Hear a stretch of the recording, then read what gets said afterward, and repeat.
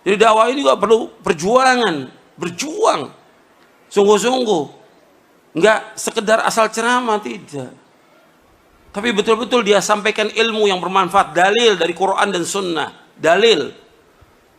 Dan perlu kesungguhan untuk menyampaikannya, supaya orang mendengar dan paham tentang agama ini bermanfaat. Makanya para dai merupakan mafatih lil khair, mafatih lil khair, pembuka pintu-pintu kebaikan, maghaliq lisyarr, untuk menutup pintu kejelekan. Kita harus demikian.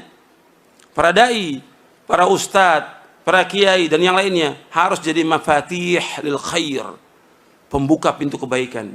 Kata Nabi, di antara manusia ada yang mereka ini pembuka pintu kebaikan, menutup pintu kejelekan. Tapi ada di antara manusia baghaliq lil khair, mafatih lil syarr. Ada manusia yang dia menjadi pembuka pintu-pintu kejelekan dan penutup pintu-pintu kebaikan.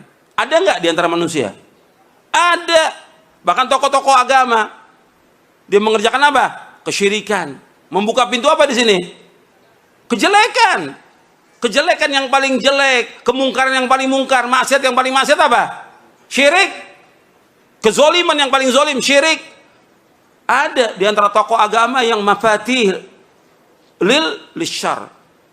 Dia sebagai pembuka pintu kejelekan, mengadakan acara-acara bid'ah dan yang lainnya. Ini membuka pintu apa nih? Pintu kejelekan. Kemudian apa? Maghaliq lil khair.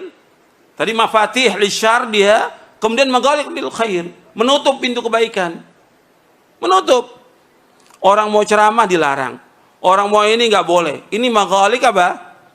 Lil khair, menutup pintu kebaikan. Ada nggak yang seperti itu? Ada. Berat hukumannya orang begini.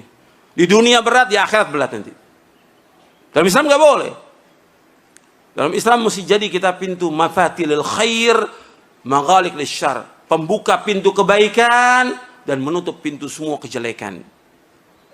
Kejelekan selamanya nggak boleh didukung, nggak boleh dibantu, nggak boleh selamanya.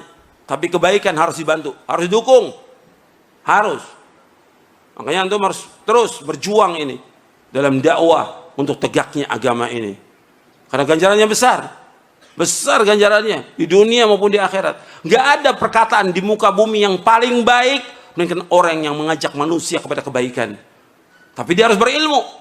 Allah menyebutkan dalam surah Fussilat, "Wa man ahsanu qawlan mimman da'a ila Allah wa 'amila salihan wa qala innani minal muslimin." Tidak ada perkataan yang paling baik di muka bumi melainkan siapa? Itu orang-orang yang berdakwah di jalan Allah dan dia beramal soleh dan dia mengatakan saya adalah orang-orang Islam.